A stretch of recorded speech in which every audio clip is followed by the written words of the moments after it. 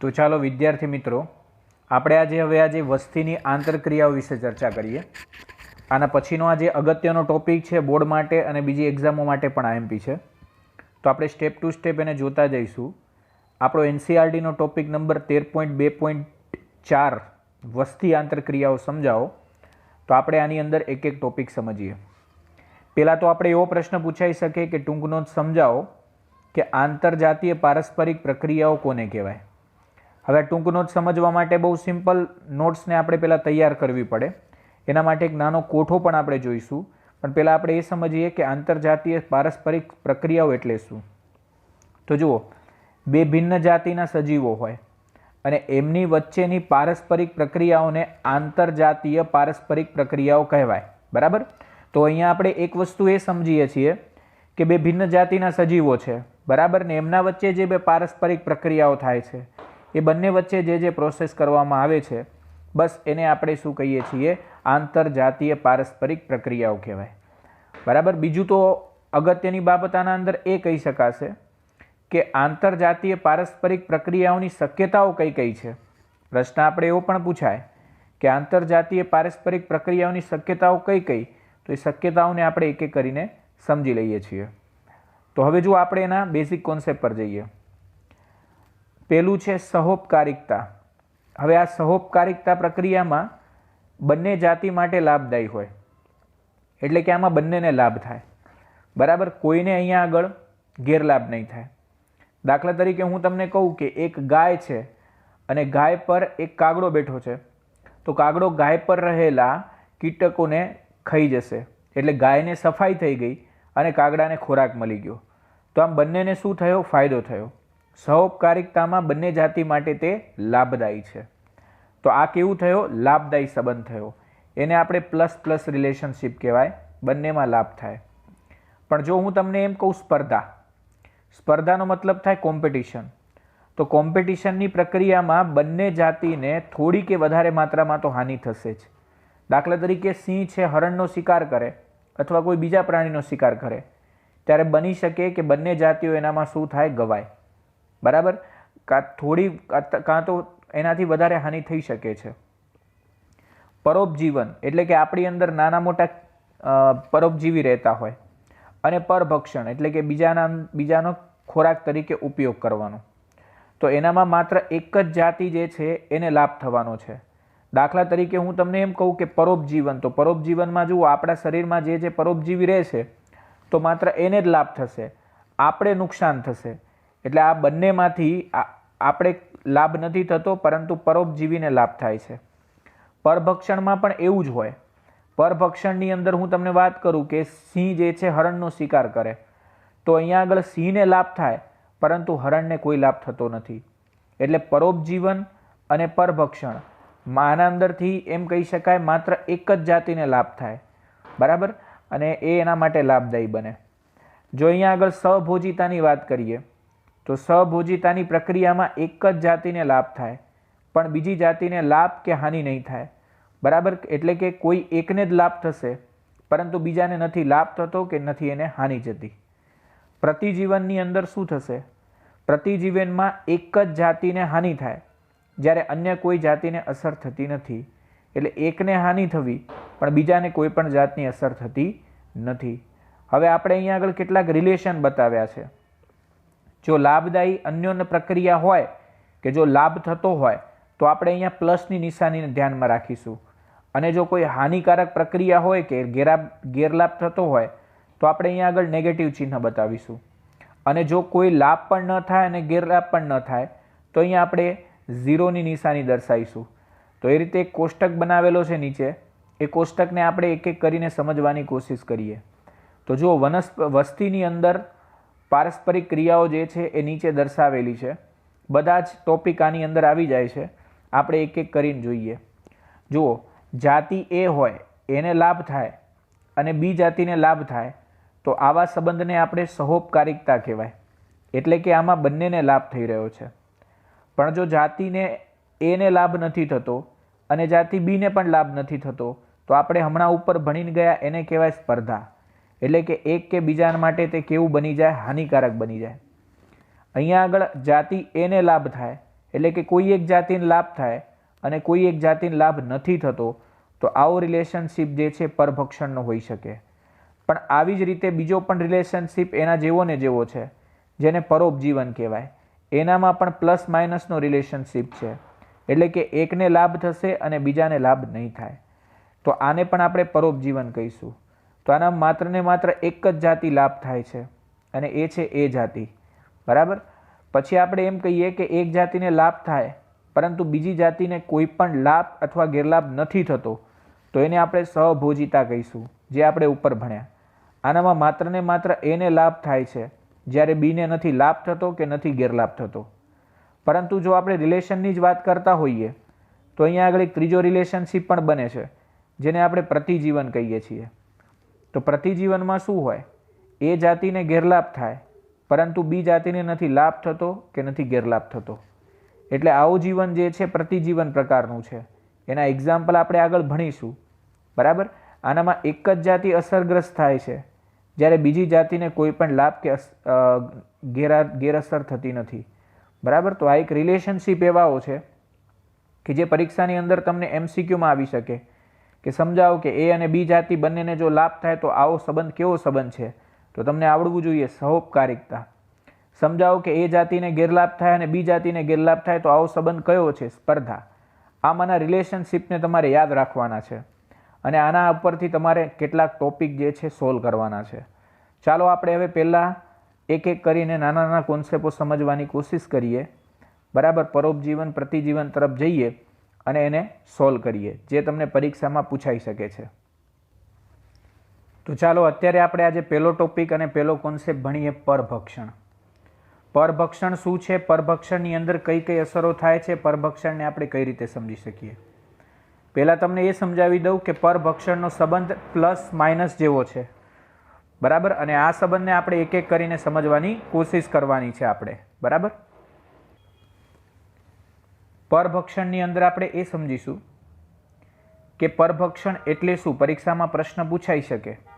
કાં તો પરભક્ષીઓની મહત્વની ભૂમિકાઓ સ્પષ્ટ કરો. તો આ બંને રિલેશન બહુ ખાસ છે એટલા માટે, કારણ કે આપણે પ્લસ માઇનસના રિલેશન પર જઈ રહ્યા છીએ. ચાલો પહેલાં આપણે એ સમજીએ કે પરભક્ષણ કેવી પ્રક્રિયાઓ છે. પરભક્ષણ એટલે એવી આંતરજાતીય પ્રક્રિયાઓ કહેવાય કે જેમાં એક જાતિના સજીવ અન્ય જાતિના સજીવોનો ખોરાક પોષણ હેતુ માટે ઉપયોગ કરે. એનો મતલબ એવો થયો કે એક જાતિના સજીવો બીજી જાતિના સજીવોને ખાતા હોય. જેવી રીતે સિંહ છે એ હરણને ખાય છે. તો આવા સંબંધને આપણે શું કહીએ છીએ? પરભક્ષણ કહેવાય. તો પરભક્ષણના રિલેશનશિપને આપણે આ રીતે સમજીશું. આમાં ભક્ષણ કરનારને પરભક્ષી કહેવાય. જેવી રીતે સિંહ છે તો એ સિંહ ભક્ષણ કરે છે. બરાબર. તો એને આપણે પરભક્ષી અથવા ભક્ષક કહીશું. તો સિંહ ભક્ષક થયો.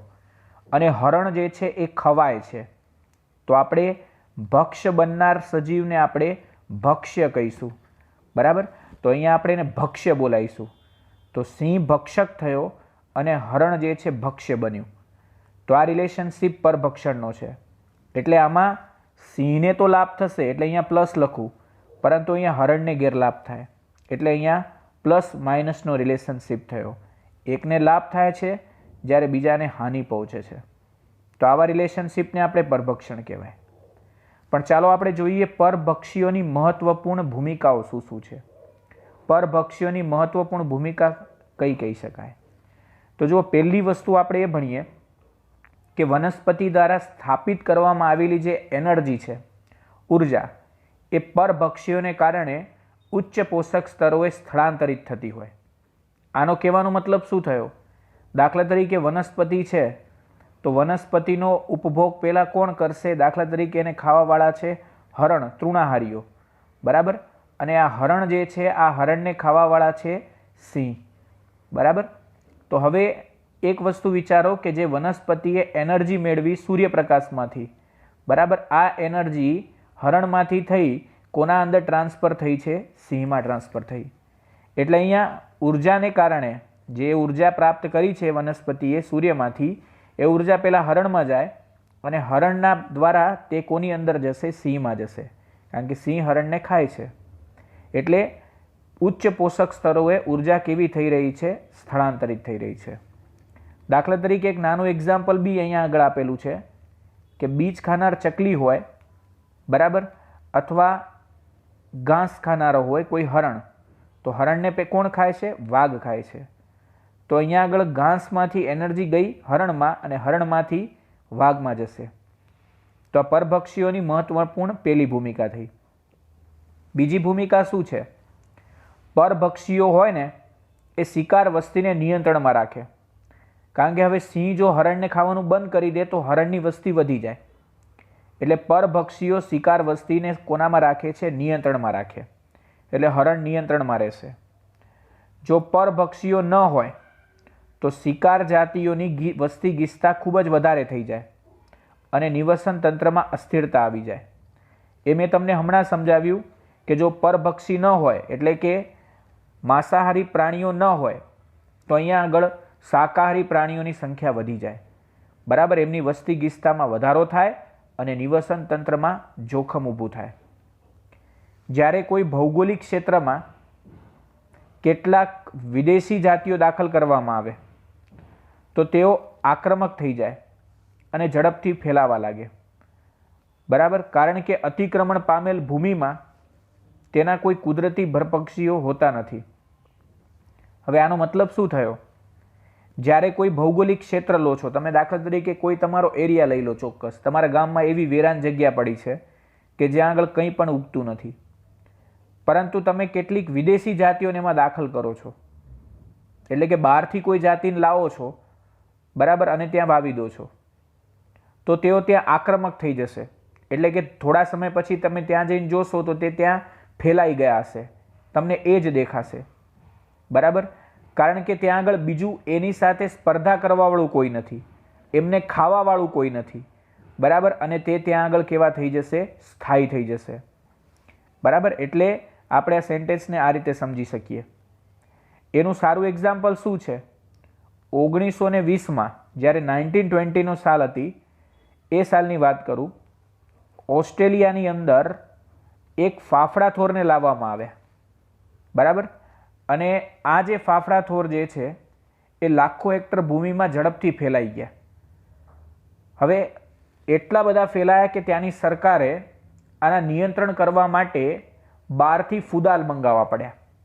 તો આના નિયંત્રણ માટે ફાફડા થોરને ખાવાવાળા ફુદાઓને ત્યાં આગળ દાખલ કરવા પડ્યા. કારણ કે અહીંયા આગળ ફાફડા થોર બધી જગ્યાએ ફેલાઈ ગયા, બરાબર. એટલે એક સમય એવો થયો કે 1920માં જે ફાફડા થોર લાવવામાં આવ્યા હતા એ લાખો હેક્ટરમાં ફેલાઈ ગયા.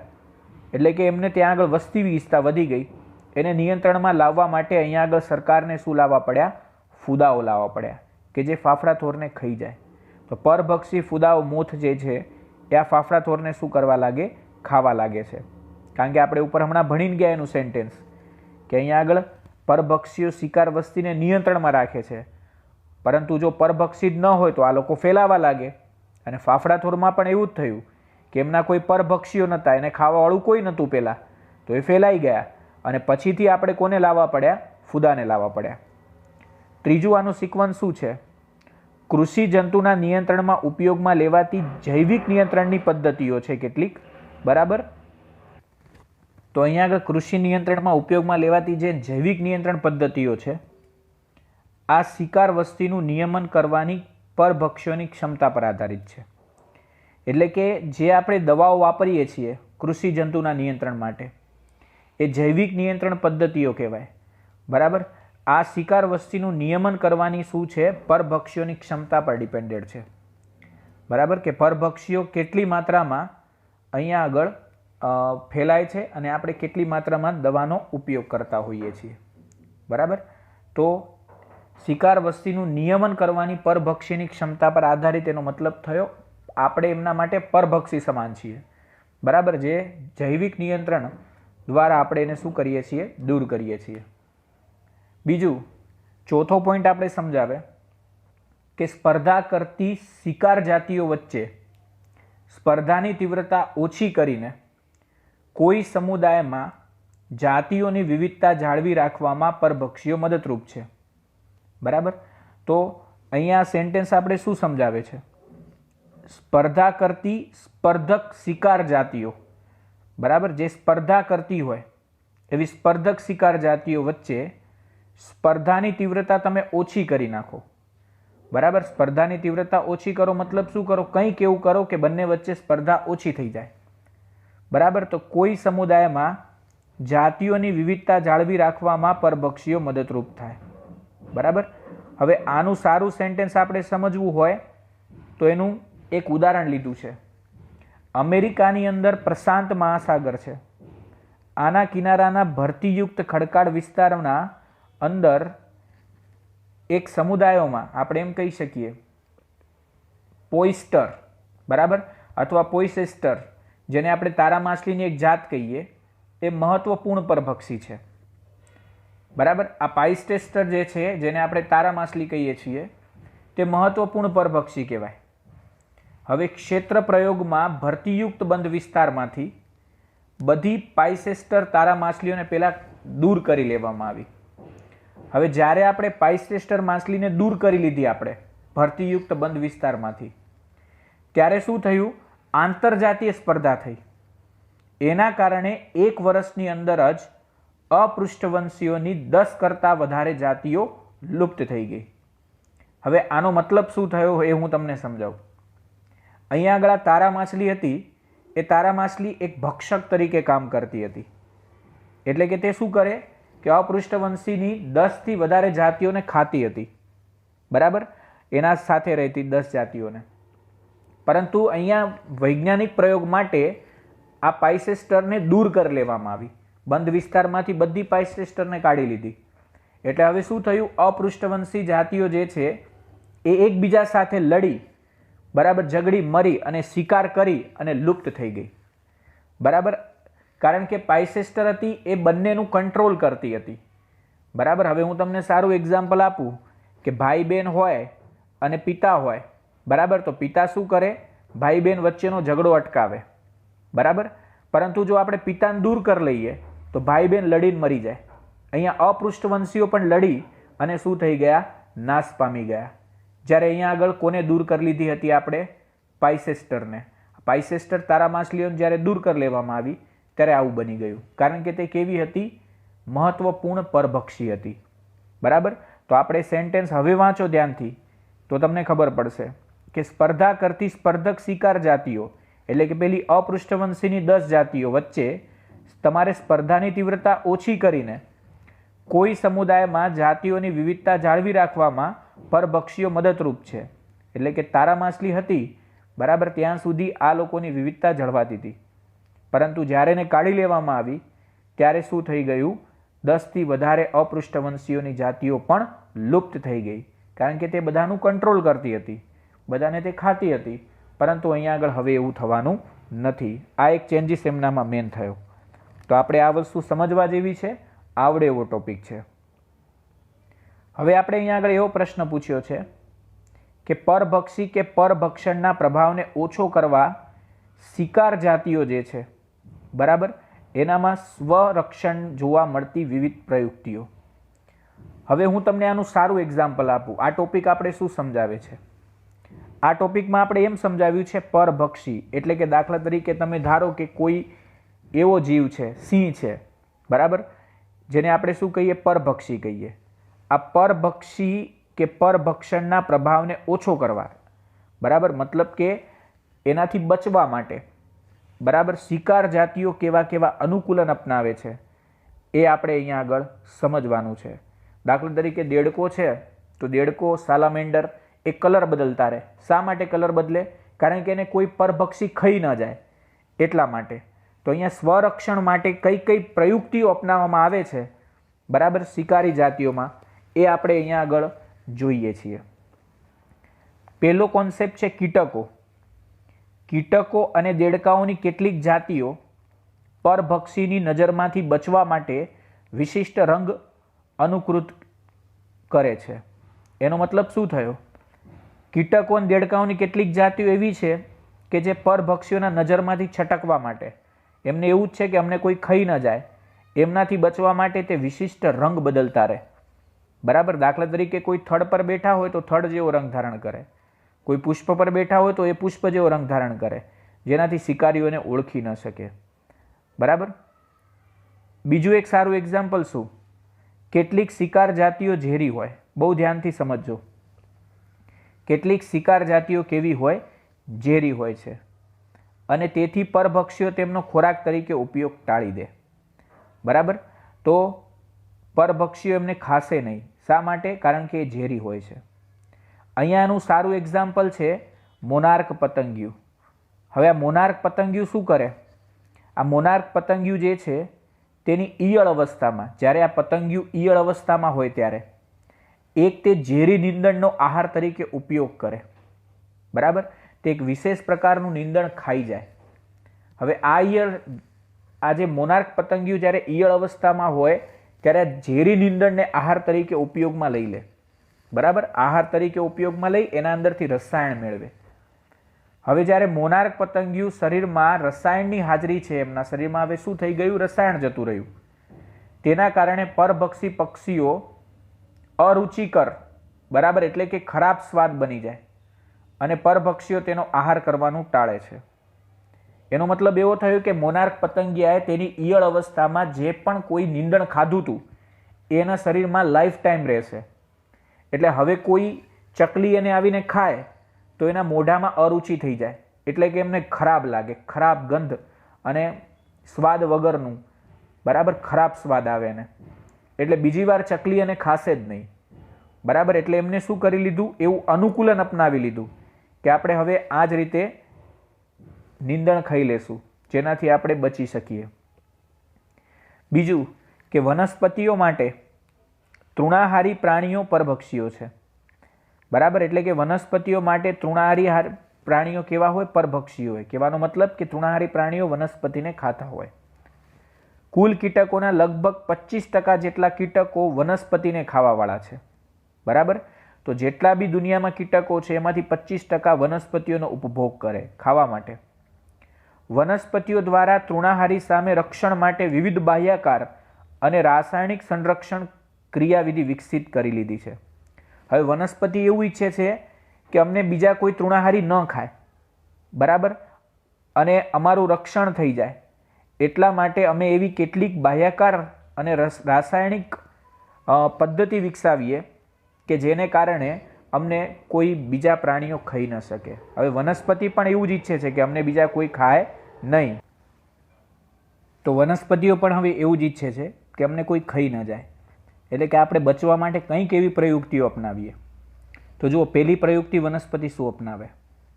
દાખલા તરીકે બાવળ છે અને આ થોર છે, તો એનામાં તમને કાંટા જોવા મળે. તો કંટકમય રચના બાહ્યાકાર રક્ષણની પ્રયુક્તિ કહેવાય, જેથી કોઈ એને ખાઈ ના શકે. હે ને? તો કાંટાઓ જે છે એ રક્ષણ માટે હોય બાવળ અને થોરમાં. ઘણી વનસ્પતિઓ તૃણાહારી પ્રાણીઓના પાચનને અવરોધતા કે પ્રજનનને અવરોધતા અથવા બીમાર કરતા મૃત્યુ પ્રેરતા રસાયણો ઉત્પન્ન કરે અને એનો સંગ્રહ કરે. તો ઘણી વનસ્પતિ શું કરશે? એવા રસાયણો બનાવશે કે એ પાંદડાઓને કોઈ ખાય, કોઈ પ્રાણી ખાઈ જાય તો એને શું થાય? એમનું પાચન તંત્ર અવરોધાવા લાગે, એટલે કે પાચન તંત્રમાં કંઈક બીમારીઓ થાય. બીજું કે એમનું પ્રજનન તંત્રને પણ અવરોધ ઊભો થાય. કાં તો એમને એ રસાયણ બીમાર કરી નાખે, કાં તો એ રસાયણથી એ પ્રાણીનું મૃત્યુ થઈ જાય. તો એ કંઈક એવું બનાવતા હોય કે જેના કારણે એ લોકો મૃત્યુ પામી જાય. બરાબર. તો આ રસાયણો પેદા કરવાનું કામ કોણ કરે છે? વનસ્પતિ કરે. અને આ રસાયણો તે સ્ટોર કરી રાખશે કે જેને કારણે એને ખાવાવાળા પ્રાણીઓ મરી જાય. વેરાન ક્ષેત્રોમાં નીંદણ સ્વરૂપે આંકડો ઉગી નીકળે છે. બરાબર. અને આંકડાનો છોડ હૃદયને ઉત્તેજિત કરતું અતિઝેરી ગ્લાયકોસાઇડ રસાયણ ઉત્પન્ન કરે. બરાબર. તો આનું એક સારું એક્ઝામ્પલ શું? આંકડો. તો આંકડો કેવું છે? એવું ઝેરી રસાયણ બનાવે છે કે જે શું કરે? જેને ખાવાથી પ્રાણીઓના હૃદયના ધબકારા ખૂબ વધી જાય. બરાબર. ને આ ઝેરી રસાયણનું નામ છે ગ્લાયકોસાઇડ્સ. આ ગ્લાયકોસાઇડનો ઉપયોગ કરવાથી એ પ્રાણી તરત જ મરી જાય. જો કદાચ બકરી એને ખાઈ ગયું હોય તો ધબકારા વધી જાય અને વધવાને કારણે બ્લડ પ્રેશર પણ વધે અને એનાથી તેનું મૃત્યુ પણ થઈ શકે છે. તો વનસ્પતિ એવા અનુકૂલનો અપનાવે છે કે જે રાસાયણિક રીતે પણ હોય અને બાહ્યાકાર રીતે પણ હોય. બાહ્યાકાર રીતમાં કાંટા હોય અને રાસાયણિક રીતમાં આપણે શું કહીએ? ગ્લાયકોસાઇડ. મતલબ એવું રસાયણ પેદા કર્યું જેનાથી મૃત્યુ થઈ જાય પ્રાણીનું. ચરતા પ્રાણીઓથી બચવા માટે કેટલાક વિશિષ્ટ વનસ્પતિઓ અનુકૂલનો અપનાવે છે. હવે જો ચરતું કોઈ પ્રાણી હોય તો એનાથી બચવા માટે વનસ્પતિઓ નિકોટીન, યાદ રાખજો, કેફીન, ક્વિનાઇન, સ્ટ્રિકનાઇન, બરાબર, ઓપિયમ વગેરે રસાયણો ઉત્પન્ન કરવામાં આવે કે જેનાથી કોઈ એને ખાય નહીં અને એનાથી આપણે બચતા રહીએ, એટલે કે વનસ્પતિ બચતી રહે. તો વનસ્પતિઓ આવા અનુકૂલનો અપનાવી અને શું કરતી હોય છે? બચતી હોય છે. તો આટલે સુધી આપણે પરભક્ષણ ભણ્યા. આ પરભક્ષણને આપણે આટલે સુધી લખવાનું રહે. મોસ્ટ આઈએમપી ટોપિક છે, આપણે લખી લઈશું અને સમજી લઈશું. તો ચાલો હવે આપણે ભણીએ સ્પર્ધાની આંતરક્રિયાઓ. સ્પર્ધાની આંતરક્રિયાઓ કઈ કઈ છે અને કોને આપણે સ્પર્ધાની આંતરક્રિયાઓ કહીએ છીએ એને સ્ટેપ ટુ સ્ટેપ જોઈશું. તો મેં તમને પહેલાં જ કીધું હતું કે સ્પર્ધાની અંદર બની શકે કે બે અથવા એક સહભાગીમાં નુકસાનગ્રસ્ત થઈ શકે છે, કારણ કે એમાંથી બંનેને નુકસાન થઈ શકે કાં તો એકને થઈ શકે. તો વિદ્યાર્થી મિત્રો, આપણે આ સ્પર્ધાની આંતરક્રિયાઓ સમજવાના હતા. તો મેં તમને ઓલરેડી જે જ કહી દીધું કે અહીંયા આગળ સ્પર્ધાને કારણે બે અથવા એક સહભાગી નુકસાનગ્રસ્ત બનશે. સામાન્ય રીતે સ્પર્ધા સમાન પોષક સ્તરના સભ્યો વચ્ચે થવી જોઈએ, બરાબર. અને કુદરતમાં અહીંયા ઘણા બધા એવા એક્ઝામ્પલ્સ છે કે જેને આપણે સ્ટેપ ટુ સ્ટેપ સમજી શકીએ. તો કુદરતમાં અસ્તિત્વ માટે વિવિધ સ્ત્રોતની પ્રાપ્તિ, મતલબ કે સ્ત્રોત પ્રાપ્ત કરવા માટે ખોરાક છે, રહેઠાણ છે, રહેઠાણમાં જગ્યા અને પ્રજનન સાથીની પ્રાપ્તિ માટે સ્પર્ધા થતી હોય છે. તો સ્પર્ધા શા માટે થાય છે એનું કારણ પૂછાય તો આ બધા માટે, કે સ્ત્રોતની પ્રાપ્તિ, રહેઠાણ માટેની જગ્યા માટે થાય, પ્રજનન માટે થાય, બરાબર. તો આ બધી જે પ્રોસેસ છે કે એના માટે સ્પર્ધા થવી જરૂરી છે. ડાર્વિને નક્કી કર્યું કે કાર્બનિક ઉદ્વિકાસમાં આંતરજાતીય સ્પર્ધા એક શક્તિશાળી બળ છે. પરીક્ષામાં એમસીક્યુમાં પણ પૂછાય. ડાર્વિને શું નક્કી કર્યું હતું કે કાર્બનિક ઉદ્વિકાસની અંદર કઈ સ્પર્ધા એક શક્તિશાળી બળ તરીકે કામ કરે? તો તે છે આંતરજાતીય સ્પર્ધા. એકદમ મોસ્ટ આઈએમપી ક્વેશ્ચન છે, એને તમારે યાદ રાખવાનો છે. બીજું કે સામાન્ય રીતે નજીકની સંબંધિત જાતિઓ એક સરખા પરંતુ મર્યાદિત સ્ત્રોતો માટે સ્પર્ધા કરતી હોય, બરાબર. તો સામાન્ય રીતે નજીકની સંબંધિત જાતિઓ એવી છે કે જે એક સરખા પરંતુ જે મર્યાદિત માત્રામાં પ્રાપ્ત થતા હોય એના માટે સ્પર્ધા કરવા માટે ટેવાયેલી હોય છે. એટલે કહેવાનો મતલબ એવો છે કે સામાન્ય રીતે એવી જાતિઓ છે કે નજીકની જાતિઓ એક સરખા પરંતુ મર્યાદિત સ્ત્રોતો માટે સ્પર્ધા કરે. દાખલા તરીકે હું તમને એક આનું સારું એક્ઝામ્પલ આપું કે કોઈ એક સ્ત્રોત છે, ધારો કે એક રોટલો છે, તો રોટલો કૂતરો પણ ખાય અને બિલાડી પણ ખાય. તો બંને શું કરે? એક માટે સ્પર્ધા કરે. સ્ત્રોત એમનો કેવો છે? એક જ છે.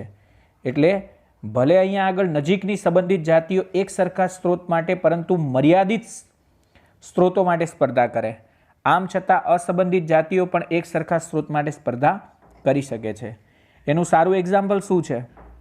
તો તમે દક્ષિણ અમેરિકામાં જાઓ, બરાબર, અને દક્ષિણ અમેરિકાના કેટલાક છીછરા તળાવોને જુઓ તો એની અંદર મુલાકાતમાં આવતા જે સુરખાબ છે, જેને આપણે ફ્લેમિંગો કહીએ છીએ, આ ફ્લેમિંગો અને સ્થાનિક કેટલીક આવાસની માછલીઓ છે કે ત્યાં આગળ રહેતી કેટલીક માછલીઓ બંને ખોરાક માટે કોનો ઉપયોગ કરતા હોય છે? પ્રાણી પ્લવકો.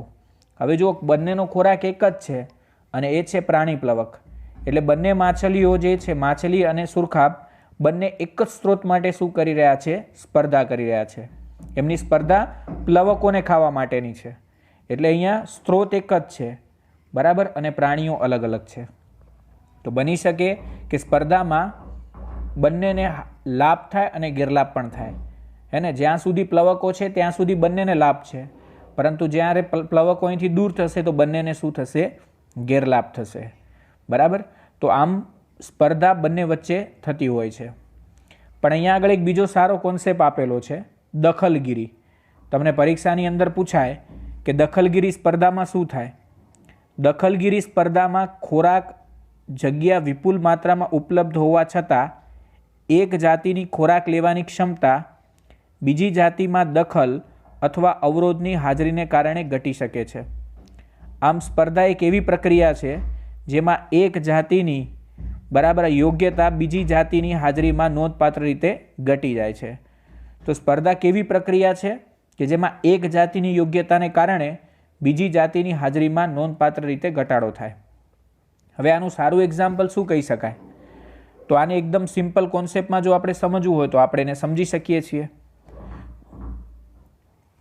અહીંયા સિક્વન્સ આપણે એવું સમજાવે છે કે દખલગીરીમાં જ્યારે કોઈ જાતિ દખલ કરતી હોય બીજા માટે, હવે હું તમને એનું સારું એક્ઝામ્પલ આપી શકું કે ધારો કે કોઈ એક જગ્યા છે કે જ્યાં આગળ માછલીઓ ખોરાક તરીકે પ્લવકોનો ઉપયોગ કરતી હોય, પરંતુ અહીંયા આગળ બીજી જે આવે જાતિ બરાબર, એટલે કે મતલબ કે માછલીઓ એનો પ્લવકો તરીકે ઉપયોગ તો કરે છે, પણ એના સિવાય બીજી કોઈ માછલીઓ બહારથી લાવવામાં આવે અને એ લોકો ફટાફટ પ્લવકોને ખાવા લાગે, એટલે કે એની ખોરાક લેવાની ક્ષમતા કેવી છે? વધારે છે. એટલે નાની માછલીઓ શું થઈ જવાની? ભૂખે મરી જવાની, કારણ કે પેલી મોટી માછલીઓ જે છે ખોરાક વધારે માત્રામાં ગ્રહણ કરતી હોય. એટલે અહીંયા એમ કહી શકાય કે દખલગીરીની જ્યારે સ્પર્ધા થાય, દખલગીરીનો મતલબ કોઈને લાવીને તમે મૂકો છો અને કોઈ દખલ કરે છે એમના ખોરાકમાં, તો દખલગીરીની સ્પર્ધામાં ખોરાક અને જગ્યા માટે વિપુલ માત્રામાં ઉપલબ્ધ હોવા છતાં એક જાતિની ખોરાક લેવાની ક્ષમતા બીજી જાતિની દખલ અને અવરોધકને કારણે ઘટી શકે છે. એનો મતલબ એવો થયો કે મોટી માછલીઓના વધારે ખોરાક લેવાને કારણે નાની માછલીઓ ધીમે ધીમે દૂર થવા લાગે છે. આમ સ્પર્ધા એક એવી પ્રક્રિયા છે કે જેમાં એક જાતિની યોગ્યતા બીજી જાતિની હાજરીમાં નોંધપાત્ર રીતે ઘટી જાય. એટલે કે એનો મતલબ એવો થયો કે એક જાતિની વધારે યોગ્યતા છે, ખોરાક ખાવાની કેપેસિટી વધારે છે, ત્યારે બીજી જાતિની અહીંયા આગળ હાજરી ઘટવા લાગશે, કારણ કે એમનામાં એ યોગ્યતા હજી કેળવાઈ નથી, તે નાની છે એટલા માટે કરીને. હવે આના માટે આપણે એક ઉદાહરણથી સમજીએ જે આપણી એનસીઆરટીમાં છે બરાબર. તો સ્પર્ધાત્મક બહિષ્કારમાં સ્પર્ધાત્મક રીતે ઉત્તમ જાતિઓ બીજી જાતિઓને દૂર કરી દે. એટલે કે અહીંયા આગળ એવું બનશે સ્પર્ધાની અંદર, જે ઉત્તમ જાતિ છે બરાબર તે અન્ય જાતિઓને દૂર કરશે.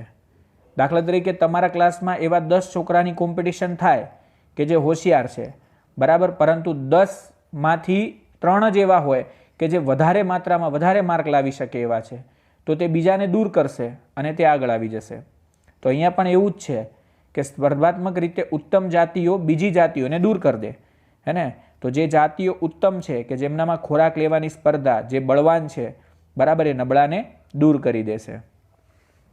એનું સારું ઉદાહરણ શું લઈ શકાય? તો એનું સારું ઉદાહરણ છે ગેલાપોગોસ ટાપુ. તો જ્યારે અહીંયા આગળ એક એક્ઝામ્પલથી સમજીએ કે જ્યારે ગેલાપેગસ ટાપુ છે એના પર બકરીઓને લાવવામાં આવી, ત્યારે બકરીઓની મહત્તમ ચરવાની ક્ષમતાને કારણે લગભગ 1 દાયકાની અંદર જ એમિગ્ડન કાચબો વિલુપ્ત થઈ ગયો. એટલે કે એક ટાપુ હતો જેનું નામ હતું ગેલાપગસ. હવે ગેલાપગોસ ટાપુ પર બકરીઓ જે છે એ પહેલાં નહોતી, માત્ર કાચબા જ હતા. એટલે કાચબા શું કરે? ધીમે ધીમે ઘાસને ખાય બરાબર. એટલે ત્યાં આગળ ઘાસ ખાવા માટે એમને બહુ બધું મોટો એરિયા મળતો હતો, પરંતુ ત્યાં આગળ બકરીઓને લાવવામાં આવી, ધીમે ધીમે બકરીઓ લાવ્યા અને બકરીઓની ચરણ ક્ષમતા વધારે હોય, મતલબ તે ઝડપી ખાઈ જાય ઘાસને. એટલે હવે ઘાસ વધારે ખાવાને કારણે ત્યાં આગળ હવે ખોરાકની માત્રા ઓછી પડવા લાગી. એટલે એમિગ્ડન નામનો કાચબો જે છે ભૂખે મરી ગયો, મતલબ તેમને ખાવા માટે સ્ત્રોત ઊભો નથી રહ્યો હવે, કારણ કે બધું વસ્તુ ખાઈ કોણ જતું હતું? બકરી ખાઈ જતી હતી. તો અહીંયા આગળ આ કાચબો ધીમે ધીમે વિલુપ્ત થવા લાગ્યો. એટલે આપણે એમ કહી શકીએ કે ગેલાપોગોસ ટાપુ પર બકરીઓને લાવ્યા બાદ બકરીઓની મહત્તમ ચરણ ક્ષમતા, એની ખાવાની કેપેસિટી વધારે હતી, એટલે એના લગભગ 1 દાયકાની અંદર જ એમિગ્ડન નામનો કાચબો વિલુપ્ત થઈ ગયો. એટલે કે ત્યાં જોવા નથી મળતો બરાબર. તો આ થઈ ઉત્તમ જાતિની વાત, કે જે ઉત્તમ જાતિઓ છે એ ખાવા માટે કેવી હોય? ખૂબ જ ઝડપી, મતલબ કે વધારે ફાસ્ટ રીતે ખોરાકનો ઉપયોગ કરતી હોય, જેનાથી નાની જાતિઓ દૂર થઈ જાય. કુદરતમાં ઉત્તમ જે સ્પર્ધાત્મક જાતિ છે એની હાજરીને કારણે જ જાતિનું વિતરણ નાના ભૌગોલિક વિસ્તાર પૂરતું મર્યાદિત થયું હોય છે. એનો મતલબ એવો થયો કે અહીંયા આગળ કુદરતની અંદર જે ઉત્તમ સ્પર્ધાત્મક જાતિઓ છે કે જે ખાવા માટે, મેં તમને હમણાં એક્ઝામ્પલ આપ્યું કે બકરીઓ કેવી હતી? ઉત્તમ જાતિઓ હતી, કારણ કે તે ફટાફટ ખોરાકને ગ્રહણ કરી શકતી હતી. એમના કારણે જે જાતિનું વિતરણ નાના ભૌગોલિક વિસ્તાર પૂરતું મર્યાદિત થઈ જાય છે. એટલે કે હવે કાચબો જે છે એ નાના વિસ્તારમાં જ સમેટાઈને રહી જશે, કારણ કે એમને ખાવા માટે બીજું કંઈ છે નહીં. તે વિસ્તારમાંથી જો સ્પર્ધાત્મક જાતિને દૂર કરવામાં આવે તો મર્યાદિત વિતરણ ધરાવતી જાતિનું વિતરણ વિસ્તાર વધી જાય. એનો મતલબ શું થયો? જો તમે બકરીને ત્યાંથી કાઢી લો ગેલાપગોસ ટાપુ પરથી ફરી પાછી, તો થોડા સમયમાં ઘાસ ફરી પાછું વધારે ઉગશે અને ત્યાં ફરી પાછા કાચબાઓ વધી જવાના છે. બરાબર, આ બાબતને સ્પર્ધાત્મક મુક્તિ કહેવાય. બરાબર, પરીક્ષામાં પ્રશ્ન પૂછાય સ્પર્ધાત્મક મુક્તિ એટલે શું, તો તમારે એનો આન્સર લખવો પડે કે ચોક્કસ વિસ્તારમાંથી જો સ્પર્ધાત્મક જાતિઓને કાઢી લો તો ત્યાં આગળ મર્યાદિત વિતરણ ધરાવતી, એટલે કે કાચબાઓ જે મર્યાદિત થઈ ગયા છે એ હવે વધી જવાના.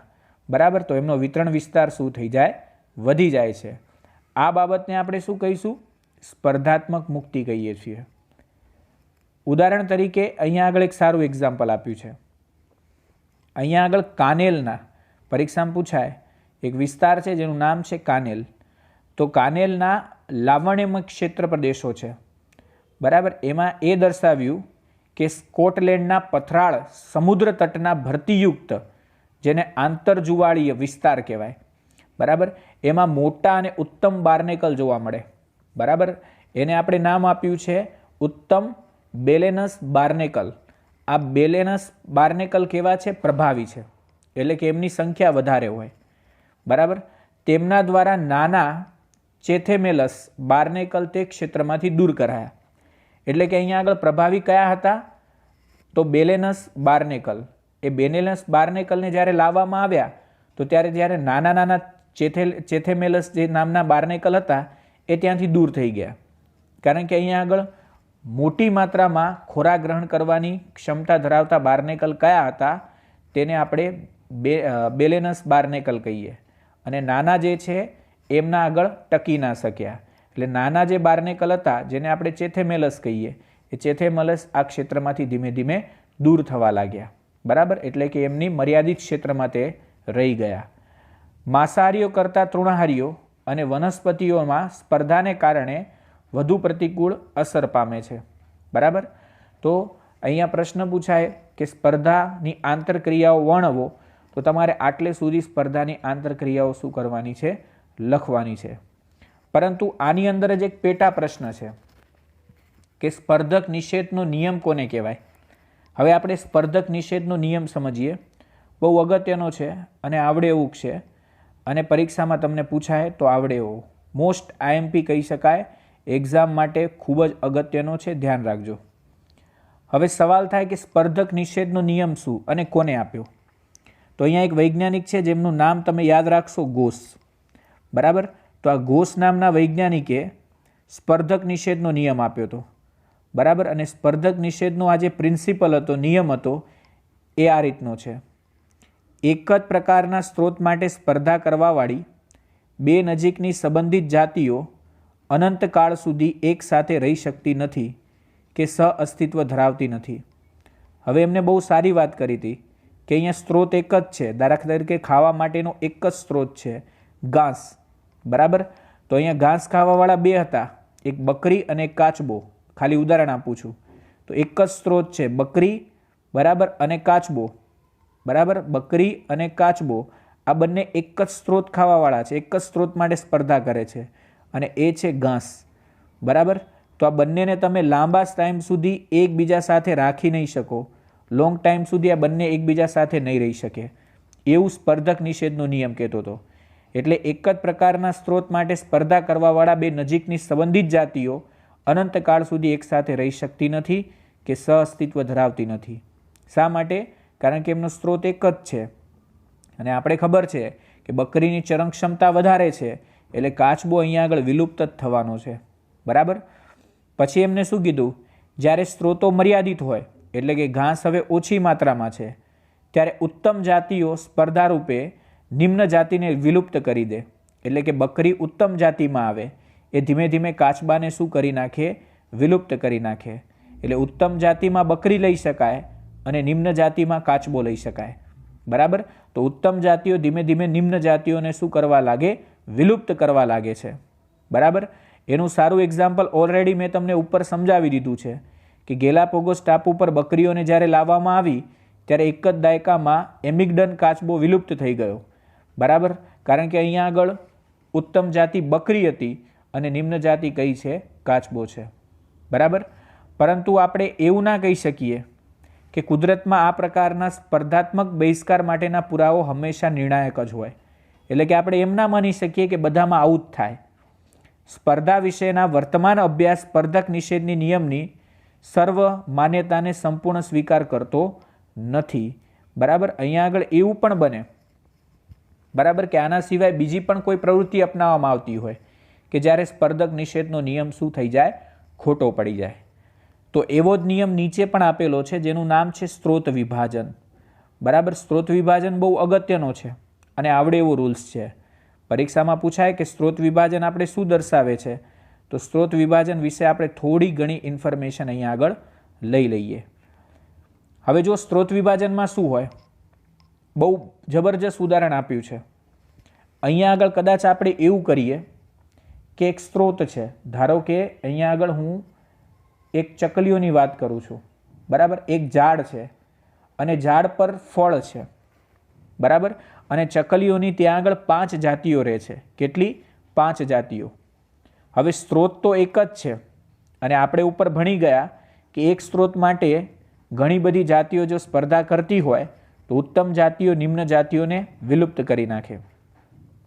જો અહીંયા આગળ 5 પ્રકારની ચકલીઓ જુદા જુદા ટાઈમે આવી અને ખોરાકને ગ્રહણ કરે, એટલે કે 1 કલાક કાળી ચકલી, 1 કલાક લાલ રંગની ચકલી, 1 કલાક સફેદ રંગની ચકલી ખોરાકને ગ્રહણ કરતી રહે 1-1 કલાકે, તો અહીંયા આગળ સ્ત્રોત જે છે એનામાં બધાને ખોરાક પૂરતો પ્રાપ્ત થાય, બરાબર. અને બધાનું જીવન અસ્તિત્વ જે છે એ ટકી રહે. તો આને સ્ત્રોત વિભાજન કહેવાય. સ્ત્રોત વિભાજન મતલબ સ્ત્રોતને વહેંચી દેવા, બરાબર. તો આવું સારું એક્ઝામ્પલ તમને અહીં આગળ આપેલું છે. કુદરતમાં આંતરજાતીય સ્પર્ધા ચાલતી રહે છે. સ્પર્ધાનો સામનો કરવાવાળી જાતિઓ કેટલીક વિશિષ્ટ ક્રિયાવિધિ વિકસિત કરે છે. સ્પર્ધક નિષેધ સિવાય જાતિઓના સહઅસ્તિત્વને પ્રોત્સાહન આપે તેવી એક ક્રિયાવિધિ સ્ત્રોત વિભાજન છે, બરાબર. તો અહીંયા આગળ સ્ત્રોત વિભાજનને આપણે સમજીએ. સ્ત્રોત વિભાજન શું સમજાવે એનું સારું એક્ઝામ્પલ, જો 2 જાતિઓ એક જ સ્ત્રોત માટે સ્પર્ધા કરે, અહીંયા તમને 2 જાતિઓ આપી છે અને એક જ સ્ત્રોત માટે સ્પર્ધા કરે. ધારો કે તમે એમ જ ધારી લો કે ઘાસ છે, બરાબર, અને ઘાસને ખાવાવાળા 2 છે. આ ઘાસને ખાવાવાળા 2 છે, બરાબર. એક બકરી અને બીજો છે કાચબો, બરાબર. તો તેઓ ખોરાક માટે અલગ અલગ સમય ધારી લે, બરાબર. અલગ અલગ સમય અથવા અલગ અલગ ચારણ કૌશલ્ય પસંદ કરી લે તો સ્પર્ધાથી બચી જવાય. જો બકરી એમ કહેશે કે ભાઈ હું સવારથી બપોર સુધી કાચબો અહીંયા આગળ ખાશે અને બપોરથી 6 વાગ્યા સુધી મતલબ કે સાંજ સુધી હું ખોરાકને ગ્રહણ કરીશ, તો બની શકે બંનેને ખાવા માટે મળે અને સ્પર્ધા ન થાય. આને કહેવાય સ્ત્રોત વિભાજન. અહીંયા ચારણ કૌશલ્ય પસંદ કરી લેવામાં આવ્યું. ચારણ કૌશલ્યનો મતલબ શું થાય? ચરવા માટેની પ્રવૃત્તિઓ, બરાબર. એનાથી સ્પર્ધાથી બચી જવાય. આ વસ્તુ મેક આર્થરે કીધી હતી. મેક આર્થર નામ યાદ રાખજો વૈજ્ઞાનિકનું. મેક આર્થરે દર્શાવ્યું હતું કે એક જ વૃક્ષ પર રહેતી ફૂદકીઓ જેને કહેવાય ટહુકનાર પક્ષીઓ, હે ને, એની 5 નજીકની સંબંધિત જાતિઓ, હું અહીંયા આગળ 5 નજીકની સંબંધિત જાતિઓ સ્પર્ધાથી બચવા માટે સફળ થઈ ગઈ. એમને એક રિસર્ચ કર્યું હતું કે એક ઝાડ પર 5 અલગ અલગ પક્ષીઓ મતલબ કે ફૂદકીઓની જાતિઓ રહે છે, પરંતુ એ લોકો ત્યાં આગળ ટકી ગઈ. શા માટે? તો એ લોકો શું કરતી? વૃક્ષ પરના કીટકોનો શિકાર શોધવા માટે તેમને ચારણ પ્રવૃત્તિઓમાં વર્તનાત્મક ભિન્નતાઓ લઈ લીધી હતી. વર્તનાત્મક ભિન્નતાઓનો મતલબ એમને સમય આપી દીધો હતો કે આટલાથી આટલા સમય સુધી આ ખાશે, પહેલાં થોડા સમય પછી પેલી, એમ 5 જે અલગ અલગ જાતિઓ છે, બરાબર, નજીકની સંબંધિત જાતિઓ, એ સ્પર્ધાથી બચી ગઈ અને લોંગ ટાઈમ સુધી ટકી રહી. કારણ કે અહીંયા આગળ સ્ત્રોત વિભાજન થઈ ગયું. જો તમે અહીંયા આગળ ખોરાકનું વિભાજન કરી નાખો, બરાબર, તો બધાને સરખે ભાગે ખાવાનું મળે અને અહીંયા આગળ તે જાતિ ટકી શકે. તો આપણે અહીંયા આગળ સ્પર્ધક નિષેધનો નિયમ અને સ્ત્રોત વિભાજનને ભણી ગયા. આ બે રૂલ્સને તમારે યાદ રાખવાના છે. હવે આગળનો કોન્સેપ્ટ છે પરોપજીવન. પરોપજીવનની અંદર આપણે એની કેટલીક પદ્ધતિઓ ભણીશું. ચાલો ત્યારે હવેનો આપણો ટોપિક છે પરોપજીવન એટલે શું, બરાબર. અને પરોપજીવનમાં પરોપજીવીઓએ કયા વિશિષ્ટ અનુકૂલનો વિકસિત કર્યા છે એને આપણે એક્ઝામ્પલ દ્વારા સમજીએ. હવે પરોપજીવન એટલે એક એવી પદ્ધતિ કહેવાય કે જેની અંદર ચોક્કસ યજમાનમાં પરોપજીવી વસવાટ કરતા હોય અને પોષણ વ્યવસ્થાની અંદર તે અગત્યના હોય. મતલબ કે આપણા શરીરના અંદર પરોપજીવીઓ રહેતા હોય, આપણે એમના યજમાન થયા અને એ પરોપજીવી કહેવાય. તે આપણી અંદરથી ખોરાક અને બધું પ્રાપ્ત કરે અને પોતાનું જીવન ગુજારે. એટલે પહેલાં આપણે એની વ્યાખ્યાથી શરૂઆત કરીએ. પરોપજીવન એટલે ચોક્કસ યજમાનમાં વસવાટ, એટલે કે આપણી અંદર કોઈ નાના સૂક્ષ્મજીવો રહેતા હોય તો એ પરોપજીવી કહેવાય. એ આપણામાં વસવાટ કરે યજમાનમાં. પોષણ વ્યવસ્થાની બિનખર્ચાળ જીવન પદ્ધતિ કહી શકાશે, બરાબર. એટલે કે મફતમાં રહેવાનું મળે, બરાબર. અને બિનખર્ચાળ કહેવાય એને, કારણ કે તેમાં ખાવા પીવા રહેવાનું બધું મફત મળતું હોય. પરોપજીવન વનસ્પતિઓથી લઈને ઉચ્ચ કક્ષાના પૃષ્ઠવંશીઓ સુધી વિવિધ વર્ગીકરણ સમૂહમાં વિકસિત થયું છે. એટલે કે તે વનસ્પતિથી ઉચ્ચ કક્ષાના પૃષ્ઠવંશીઓ સુધી વિકસિત થયેલું છે. હવે એમની જીવનશૈલી અનુસાર પરોપજીવીઓમાં જોવા મળતા કેટલાક વિશિષ્ટ અનુકૂલનો છે, એને આપણે જોઈએ. એટલે કે હવે આપણી અંદર દાખલા તરીકે કોઈ પરોપજીવી જીવતું હોય તો એમને કયા કયા અનુકૂલનો વિકસાવ્યા છે અંદર રહેવા માટે. કારણ કે આપણા બોડીમાં રહેવું હોય તો એને આપણી જેમ થઈને રહેવું પડશે. તો એમને કયા અનુકૂલનો અપનાવ્યા છે એને આપણે જોઈએ. જુઓ, એક તો પહેલાં એ લોકો પહેલું કામ શું કરે, જરૂર ન હોય તેવા સંવેદી અંગોને ગુમાવી દે. હવે એમને જે વસ્તુની જરૂરત જ નથી એવા અંગોને તે શું કરવા લાગે, ગુમાવવા લાગે. કારણ કે અંદર એમને કોની સંવેદના અનુભવવાની છે, તો જરૂર ન હોય એવા સંવેદી અંગોને તે ગુમાવી દે. મતલબ કે એની આંખો, તો આંખોની જરૂરિયાત નથી કારણ કે ખોરાક અંદરથી જ લેવાનો છે, કંઈ શોધવાની જરૂર નથી, તો એને તે ગુમાવી દેશે. યજમાન સાથે ચોંટી રહેવા માટે, બરાબર, તે ગુંદરીય અંગો કે ચૂસકોની હાજરી ધરાવતા હોય. હવે એમને એની જરૂરિયાત છે, કોની, ગુંદરીય અંગો, કારણ કે આપણે શરીરના અંદર એમને ચોંટી રહેવું છે. અને ચૂસકો જોઈશે કારણ કે એમને આપણા અંદરથી બ્લડ બી ચૂસવું હોય, બરાબર. તો એમનું તે શું કરશે, એમની હાજરી ધરાવે, એ એમને રાખી મૂકશે. પાચન તંત્રનો લોપ કરી નાખે, બરાબર, તથા ઉચ્ચ પ્રજનન ક્ષમતા ધરાવે. હવે એમને પાચન તંત્રનો લોપ શા માટે કર્યો છે, કારણ કે એમને ખોરાક માટે પૂરતો સ્ત્રોત આપણે અંદરથી મળવાનો જ છે, બરાબર. તો એમને જરૂરિયાત શું છે, બરાબર, ખાલી એમને ડાયરેક્ટ લેવાનું જ છે, બરાબર, અને અંદર રહીને જીવવાનું છે. બીજું કે ઉચ્ચ પ્રજનન ક્ષમતા બનાવે, મતલબ કે તેમને વધારેમાં વધારે પ્રજનન કરી અને સંતતિઓને શું કરવાની છે, પેદા કરવાની છે. એટલે કે નવા બીજા પરોપજીવીઓ પેદા કરવાના છે.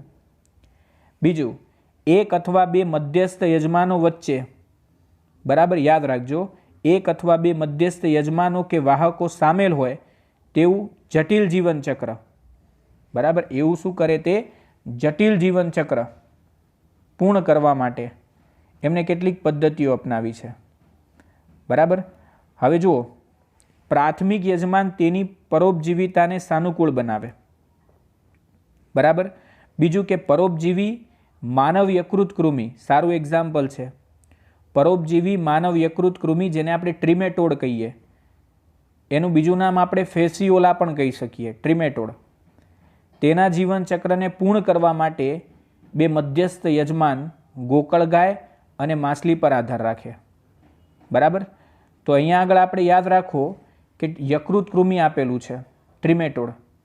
આ યકૃત કૃમિ જે છે એના જીવનચક્રને પૂર્ણ કરવા માટે બે યજમાનનો ઉપયોગ કરે. જેવી રીતે તમે ભણીને ગયા છો પ્લાઝ્મોડિયમ, મચ્છરની અંદર, હે ને. તો પ્લાઝ્મોડિયમના જીવનચક્રમાં તમે જોયું હતું કે એમાં યજમાન બે હતા, મનુષ્ય અને એનોફિલિસ માદા મચ્છર. તો અહીંયા ટ્રીમેટોડ પણ એવા જ છે કે પોતાનું જીવનચક્ર પૂરું કરવા માટે બે મધ્યસ્થ યજમાન લાવે, જેનામાં કોણ કોણ હશે, એક ગોકળગાય હોય અને બીજું હોય માછલી, બરાબર. આ બંને પર તે શું કરે છે, આધાર રાખે છે, બરાબર. મલેરિયલ પરોપજીવી પ્લાઝ્મોડિયમને બીજા યજમાન પર ફેલાવવા માટે રોગવાહક મચ્છરની આવશ્યકતા છે. આ પણ આપણે પહેલા એક્ઝામ્પલમાં જોઈ ગયા હતા, બરાબર, જે મેં તમને હમણાં કીધું.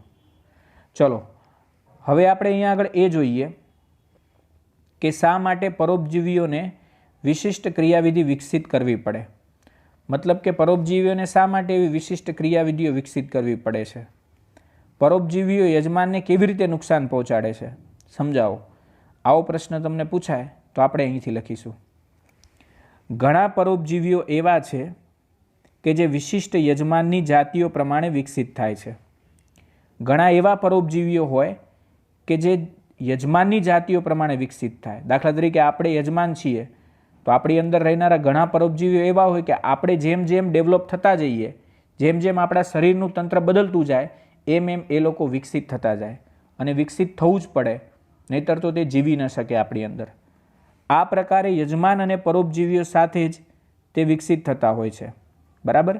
તો આ પ્રકારે યજમાન અને પરોપજીવીઓ એક સાથે વિકાસ પામવાના છે, કારણ કે બંનેને એક સાથે રહેવાનું છે. જો યજમાન પરોપજીવીઓનો પ્રતિકાર કરવા માટે કોઈ ખાસ ક્રિયાવિધિ વિકસિત કરે, બરાબર, તો તે ચોક્કસ યજમાન જાતિને સાથે સફળ થવા માટે યજમાનની ક્રિયાવિધિને નિષ્ફળ તથા બિનઅસરકારક બનાવવા વિશિષ્ટ ક્રિયાવિધિ વિકસિત કરવી પડે. એટલે એનો મતલબ શું થયો?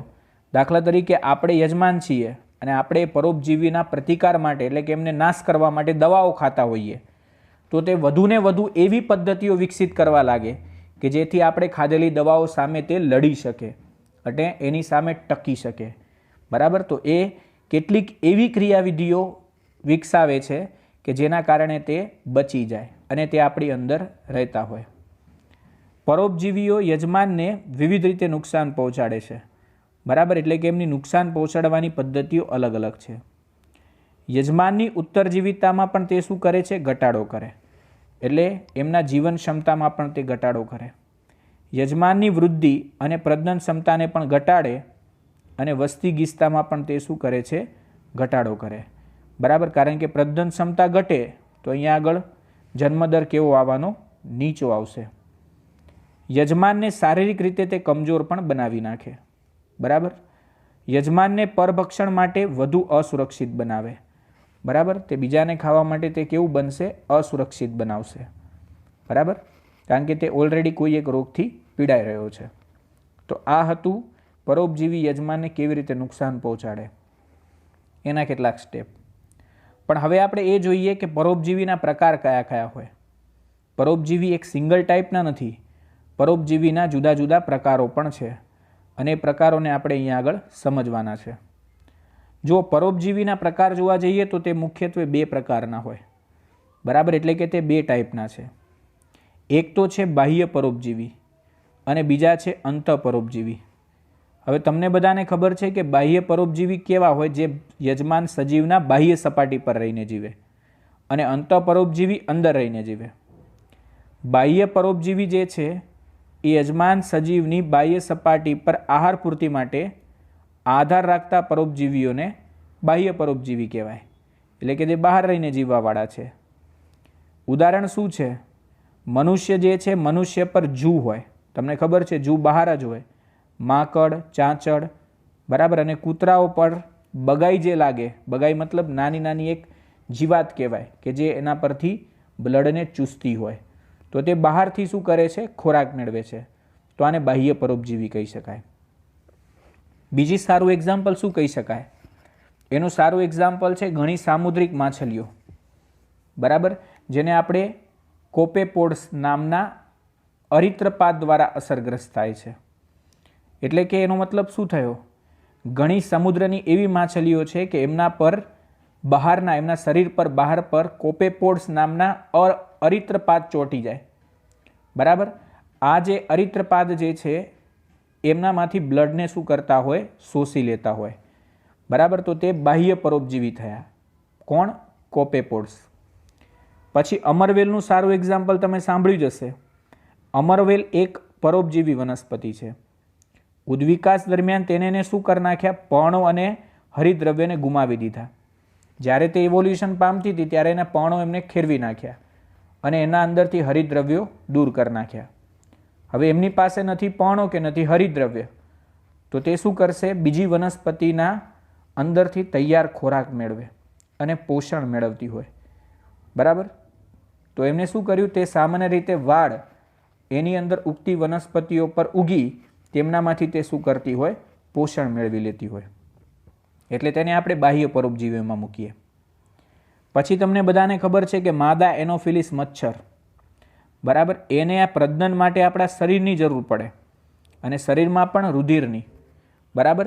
કારણ કે તે રુધિરના અંદર જ ગેમેટ્સને મૂકતા હોય અને એના અંદર પોતાનું જીવનચક્ર પૂરું કરતા હોય. આવું આપણે 8મા ચેપ્ટરમાં ભણી ગયા. તો માદા એનોફિલિસ મચ્છરને પ્રજનન માટે આપણા રુધિરની જરૂર પડે છે. બરાબર? છતાં તેને પરોપજીવી માનવામાં આવતું નથી. શા માટે? કારણ આપો. એવો પ્રશ્ન પૂછાય. કારણ કે નર અને માદા મચ્છર જે છે એ વનસ્પતિના મધુરસ, એટલે કે તમે એમ ના સમજો કે મચ્છર માત્ર ને માત્ર બ્લડ જ લેતા હોય, તે મધુરસનો પણ ઉપયોગ કરતા હોય, નર અને માદા મચ્છર. બરાબર? તો તે વનસ્પતિના મધુરસ, ફળોના રસ અને વનસ્પતિમાંથી ઉત્સર્જિત થતા પ્રવાહીનો ખોરાક તરીકે ઉપયોગ કરે છે. હવે જો માદા એનોફિલિસ માદા મચ્છર આપણા અંદરથી જ ખાલી બ્લડ લેતી હોત તો આપણે એને બાહ્ય પરોપજીવી તરીકે બોલાવતા હોત. પરંતુ તે માત્ર બરાબર આપણું જ બ્લડ લેતી નથી, બીજા પણ ખોરાકનો ઉપયોગ કરે છે. જેવી રીતે મેં તમને કીધું, મધુરસ, ફળોના રસ, બરાબર, અને વનસ્પતિઓમાં ઉત્સર્જિત થતો પ્રવાહીનો ખોરાક તરીકે ઉપયોગ કરતી હોય.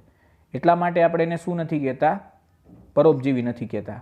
કારણ કે તે બીજું પણ ખાય છે. એવું નથી કે આપણું બ્લડ જ ચૂસે. બરાબર? તે કંઈક બહાર પદાર્થો મળે એને પણ ખાઈ લેતી હોય. બરાબર? એટલે આપણે એને પરોપજીવી માનતા નથી. કારણ કે તે કોઈ યજમાનમાંથી માત્ર ને માત્ર એક જ વસ્તુ ગ્રહણ કરતી નથી અને તે આપણી અંદરથી ગ્રહણ કરે બરાબર બ્લડને, તો એ માત્ર એક જ હેતુ માટે, અને એ છે પ્રજનન માટે, ના કે એના ખોરાક માટે. બરાબર? તો આપણે આ રીતે એને શું નથી ગણતા? પરોપજીવી નથી ગણતા. અંતઃપરોપજીવીનું ઉદાહરણ શું? તો જુઓ, અંતઃપરોપજીવી વિશે આપણે ભણીએ. અંતઃપરોપજીવીઓ કેવા હોય? યજમાન સજીવ શરીરના વિવિધ સ્થાનો, જેવી રીતે કે યકૃત, મૂત્રપિંડ, ફેફસા, આંતરડું, રક્તકણ, આ બધામાં રહેતા હોય તો આપણે એને અંતઃપરોપજીવી કહીએ. બરાબર? તો આમનું અત્યંત વિશિષ્ટીકરણને કારણે અંતઃપરોપજીવીઓનું જીવનચક્ર ખૂબ જ જટિલ છે.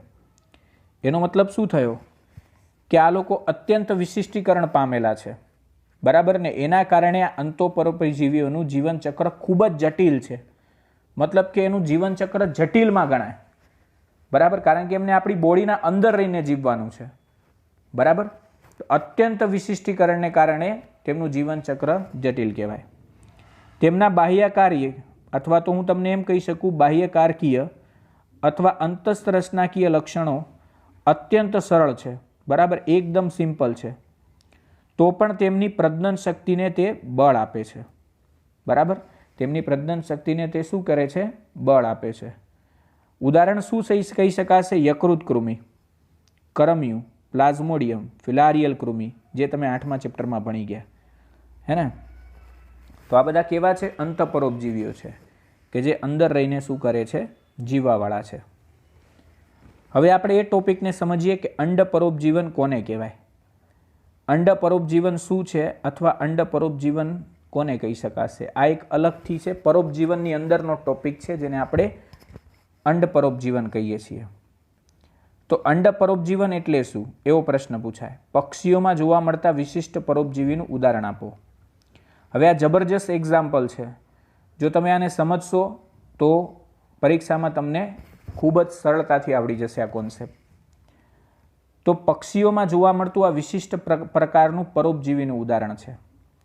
તમે નાના હશો ત્યારે તમે સાંભળ્યું હશે કે અહીંયા આગળ ઈંડા જે છે, બરાબર, કોયલ જે છે એ પોતાના ઈંડા કાગડાના માળામાં મૂકી દે.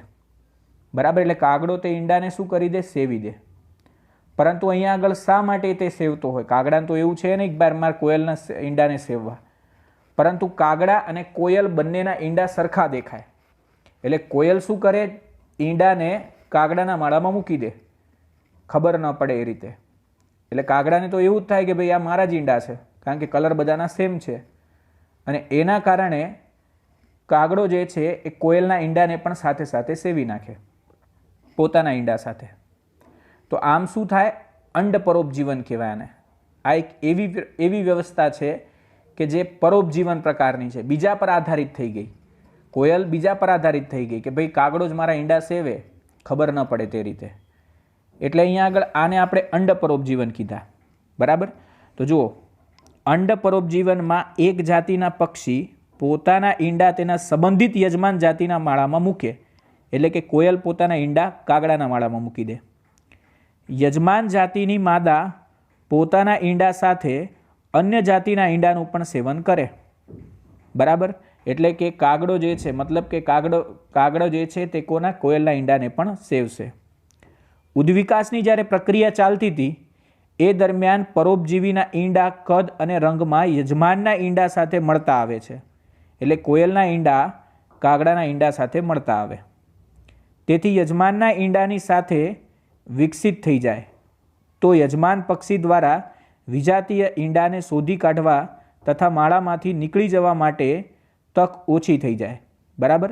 એટલે કે અહીંયા શું થયું કે જ્યારે કોયલ ઈંડા મૂકીને ગઈ કાગડાના માળામાં, બરાબર, એટલે કે યજમાન ઈંડાની સાથે તે સાથે સાથે વિકસવા લાગ્યા. કારણ કે હવે એને શોધવા મુશ્કેલ છે. કદાચ એવું બને કે સંખ્યા ગણે અને ઈંડા વધી જાય તો કાગડો જો ઈંડાને ફેંકી દે તો ભૂલમાં પોતાનું ઈંડું નીચે પડી ગયું તો પણ લોચો. એટલે એમને મજબૂરી છે બધા ઈંડાને શું કરવા પડે? સેવવા પડે. એટલે ઈંડાને શોધી કાઢવા તથા માળામાંથી એને દૂર કરવાની તક કેવી થઈ જાય? ઓછી થઈ જાય. કારણ કે બંને સાથે વિકસી જવાના છે. ઉદાહરણ તરીકે કાગડાના માળામાં કાગડાના ઈંડા સાથે કોયલના ઈંડાનું પણ સેવન થાય. બરાબર? તો આ એક બહુ અગત્યની બાબત છે અને પરીક્ષામાં તમને પૂછાય કે અંડો પરોપજીવન એટલે શું, તો તમે આનું એક સારું એક્ઝામ્પલ શું કરી શકો છો? આપી શકો છો. હવેનો આપણો ટોપિક છે સહભોજિતા. આપણે લાસ્ટમાં પરોપજીવન કમ્પ્લીટ કરી ગયા. હવે સહભોજિતા જોઈએ. સહભોજિતા અગત્યનો ટોપિક છે, યાદ રાખજો. આ એવો સંબંધ છે કે અહીંયા આગળ બંને જાતિઓને પરસ્પર લાભ થશે, એટલા માટે આપણે એને સહભોજિતા કહીએ. લાભ કે હાનિ નથી થતી આવી આંતરક્રિયા પણ સહભોજિતા છે. ચાલો, એક જાતિને લાભ થાય પરંતુ સહજીવનમાં સંકળાયેલી બીજી જાતિને લાભ કે નુકસાન નહીં થાય તો એને આપણે શું કહીશું? સહભોજિતા કહીશું. એટલે એકને ચોક્કસ લાભ તો થવાનો જ છે પરંતુ બીજાને લાભ કે નુકસાન નહીં જાય. એટલે કે આ રિલેશન કેવો થયો? તટસ્થ થયો. એટલે +0નો રિલેશનશીપ છે. એટલે એકને લાભ છે, બીજાને લાભ પણ નથી, ગેરલાભ પણ નથી. તો એના ઉદાહરણ જોઈએ. આંબાની ડાળી પર પરરોહી તરીકે ઉગતી ઓર્કિડને સૂર્યપ્રકાશમાંથી ફાયદો થાય છે. એટલે કે સૂર્યપ્રકાશની પ્રાપ્તિથી ફાયદો થાય. એટલે આંબાની ડાળી પર કોણ રહેતું હોય? પરરોહી તરીકે. હવે આંબો જે છે એના પર પરરોહી તરીકે જીવે છે. કોણ? ઓર્કિડ. એનામાંથી તૈયાર ખોરાક નથી મેળવતા. બરાબર? અમરવેલની જેમ તે તૈયાર ખોરાક મેળવતા નથી. એટલે આંબાની ડાળી પર તે ક્યાં જીવે? ટોચ પર રહેતા હોય. હવે આંબાની ડાળી પર ટોચ પર હોય એટલે સૂર્યપ્રકાશ એને સીધો મળે અને સીધો મળવાને કારણે તેમને સૂર્યપ્રાપ્તિમાં શું થાય? ફાયદો થાય. એટલે કે આંબાની ડાળી ઉપર ઉચ્ચ સ્થાને હોય અને ઉચ્ચ સ્થાને ઓર્કિડ હોય એટલે ઓર્કિડને સીધો પ્રકાશ મળે અને સીધા પ્રકાશને લીધે એમને શું થાય? ફાયદો થાય. બરાબર? એટલે એને બેનિફિટ થશે કારણ કે તે ક્યાં છે?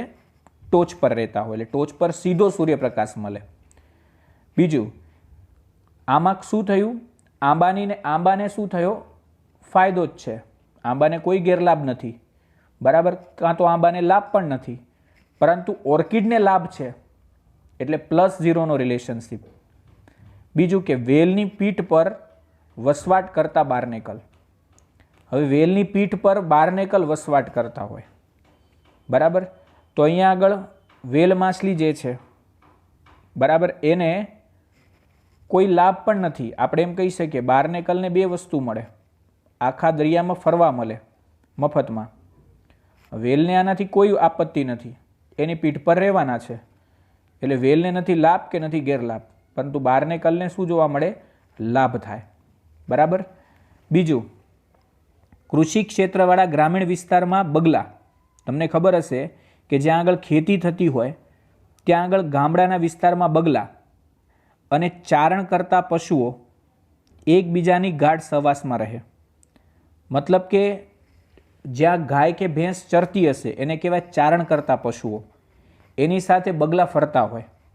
શા માટે? કે જ્યારે પશુઓ ચરે તો ઝાડપાન હલવા લાગે, બરાબર, અને હલવાને કારણે નાના નાના કીટકો ત્યાંથી બહાર નીકળે. હવે જેવા નાના નાના કીટકો બહાર નીકળે એટલે બગલો તેને તરત ખાઈ જાય. તો આનામાં શું થયું? બંનેને ફાયદો થયો. બરાબર, બની શકે કે અહીંયા આગળ ગાયને બહુ લાભ કે ગેરલાભ, બરાબર, કાંઈ થતો નથી, પરંતુ બગલાને ચોક્કસ ફાયદો થાય. તો આ રિલેશનશિપ +0નો કહી શકાય. બીજું કે રંગ બદલતી ક્લોવન માછલી, યાદ રાખો, અને ડંખી સૂત્રાંગો ધરાવતા સમુદ્ર ફૂલ, એમની વચ્ચે સહભોજિતાનો સંબંધ છે. બરાબર, તો આ કેવો સંબંધ છે એ જોઈએ. હવે સમુદ્રી ફૂલ જે છે, બરાબર, એની પાસે ડંખ હોય. બરાબર, સમુદ્ર ફૂલ જે છે ડંખી સૂત્રાંગો દ્વારા પરભક્ષીઓને દૂર રાખે અને માછલીને શું પડે? સુરક્ષા પૂરી પાડે. પરંતુ સમુદ્ર ફૂલને કોઈ લાભ નહીં થાય. બરાબર, માછલીને લાભ થશે. સમુદ્ર ફૂલ પોતાના ડંખથી બધાને બીવડાવે જેનાથી માછલી સુરક્ષિત રહી જાય. એટલે માછલીને તો લાભ થયો પણ સમુદ્ર ફૂલને કોઈ પણ લાભ થતો નથી. બરાબર, એટલે આ જે રિલેશનશિપ બન્યો એને કહેવાય સહભોજિતા. બરાબર, એને આપણે શું કહીશું? સહભોજિતા કહીશું. બીજો એક રિલેશનશિપ છે સહોપકારિકતા. બરાબર, આ બહુ અગત્યનો રિલેશનશિપ છે અને આ ચેપ્ટરનો લાસ્ટ અગત્યનો ટોપિક છે, પોઈન્ટ છે, એને ધ્યાનથી આપણે સમજીશું. સહોપકારિકતાનો બીજો મતલબ શું થાય? તો હું તમને કહી દઉં કે સહોપકારિકતામાં બંને જાતિઓને પરસ્પર લાભ થાય તેવી પ્રક્રિયા છે. એટલે કે બંનેનો રિલેશન કેવો છે? ++ જેવો છે. કોઈને અહીંયા આગળ ગેરલાભ જેવું લગભગ સુધીમાં નહીં થાય. જો એનું સારું એક્ઝામ્પલ કયું? એનું ઉદાહરણ નંબર 1, ફૂગ અને પ્રકાશ સંશ્લેષી લીલ. બરાબર, તમે ફૂગને જુઓ અને પ્રકાશ સંશ્લેષી લીલને જુઓ, અથવા સાયનોબેક્ટેરિયા વચ્ચે જે ગાઢ સહકારિક સંબંધ છે એનું પ્રતિનિધિત્વ લાઇકેન કરે. એનો મતલબ શું થયો? લાઇકેન એટલે શું કહી શકાય? ફૂગ વત્તા લીલ. બરાબર, ફૂગ અને લીલ આ બંનેનો શું થાય? સહવાસ. એને આપણે શું કહીએ છીએ? લાઇકેન કહીએ છીએ. બરાબર, અને લાઇકેનમાં શું થાય? ફૂગ લીલને મદદ કરે અને લીલ ફૂગને મદદ કરે. બરાબર, તો ફૂગ અને ઉચ્ચ કક્ષાની વનસ્પતિઓ જે છે એમની વચ્ચે પણ આવો જ સંબંધ છે. તો બીજું ઉદાહરણ એવું પણ છે, ફૂગ અને ઉચ્ચ કક્ષાની વનસ્પતિઓના મૂળ વચ્ચે, બરાબર, સહોપકારિક સંબંધ છે જેને આપણે કવક મૂળ કહેવાય અથવા માઇકોરાઇઝા કહેવાય. ફૂગ દ્વારા મુખ્યત્વે ફોસ્ફેટનું શોષણ થાય. બરાબર, એ ફોસ્ફેટના શોષણની અંદર વનસ્પતિઓ એમને મદદ કરે. બરાબર, વનસ્પતિઓને શું મળે છે? મદદ મળે છે. તો ફૂગ શું કરે? મોટી માત્રામાં ફોસ્ફેટને શોષી અને વનસ્પતિને આપી દે. વનસ્પતિના મૂળ દ્વારા, એટલે વનસ્પતિના મૂળ શું કરે? બદલામાં કાર્બોહાઈડ્રેટ અને નાઇટ્રોજનયુક્ત સંયોજનો ફૂગને પૂરા પાડે. તો અહીંયા આગળ ફૂગે પેલું કામ શું કર્યું? ફોસ્ફેટનું શોષણ કરીને વનસ્પતિને આપ્યો અને વનસ્પતિના મૂળે એમને શું મદદ કરી? વનસ્પતિના મૂળે કાર્બોહાઈડ્રેટ્સ અને નાઇટ્રોજન સંયોજનો એને પૂરા પાડ્યા. કોને? ફૂગને. તો બંને એકબીજાને મદદ કરી રહ્યા છે. જેવી રીતે આપણે ઉપર લાઇકેનનું ઉદાહરણ જોયું, લીલ અને ફૂગ દ્વારા. ત્રીજું સારું ઉદાહરણ શું છે? વનસ્પતિઓને પરાગનયન તથા બીજ વિકિરણ માટે પ્રાણીઓની મદદ મળતી હોય. તમને ખબર છે કે પરાગનયન અને બીજને એક જગ્યાએ બીજી જગ્યાએ લઈ જવા હોય તો પ્રાણીઓ મદદ કરશે.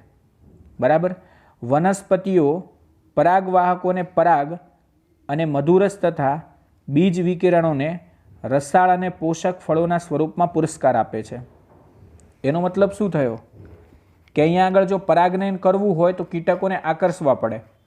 તો કીટકોને આકર્ષવા માટે રંગબેરંગી પુષ્પ અને એના અંદર મધુરસ પેદા કરવો પડે. તો જે પણ કીટક આવે એમને મીઠું ખાવા મળે, મતલબ કે મધુરસ પ્રાપ્ત થાય. અને બીજું શું મળે? ફળ મળે, રસાળ પોષક ફળ પુરસ્કારમાં મળે. બરાબર, એટલે બે વસ્તુ પ્રાપ્ત થવાની અહીંયા આગળ, જેથી કીટકો નજીક આવી શકે.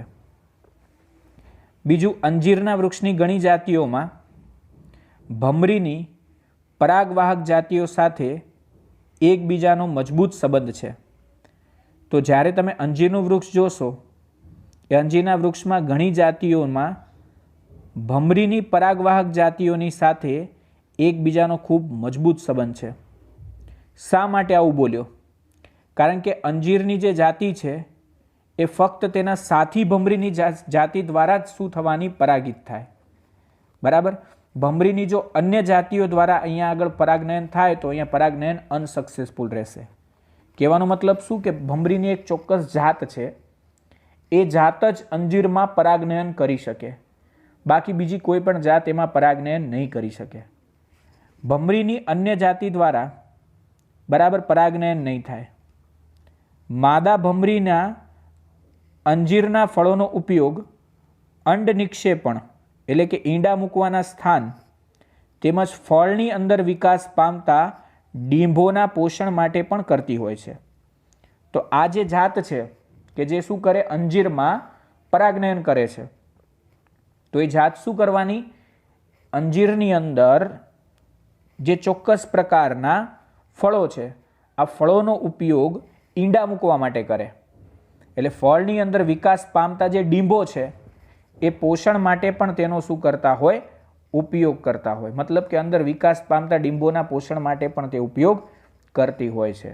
બદલામાં તે શું કરે? અંજીરને શું આપે? અંજીરમાં પરાગનયન કરાવે. અંજીરે એને શું આપ્યું? ઈંડા મૂકવાનું સ્થાન આપ્યું અને એના ડીંભોને વિકાસ થવા માટેની જગ્યા આપી.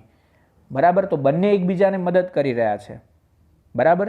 અહીંયા ભમરી જે છે પરાગનયન કરે છે અને અંજીર એમને રહેવા માટે અંજીર તેને રહેવા માટે અથવા તો ઈંડા મૂકવા માટેનું સ્થાન પૂરું આપે. બરાબર. અહીંયા આગળ ઈંડા મૂકવાના યોગ્ય સ્થાનની શોધ કરતી ભમરી અંજીરના પુષ્પ વિન્યાસને પરાગિત કરે. એટલે કે અંજીરમાં તે શું કરે? પુષ્પ વિન્યાસને પરાગિત કરે, એટલે પરાગનયનની પ્રક્રિયા કરે. અંજીર તેના વિકસતા બીજ દ્વારા ભમરીના વિકાસ પામતા ડીંભોનો ખોરાક આપે છે.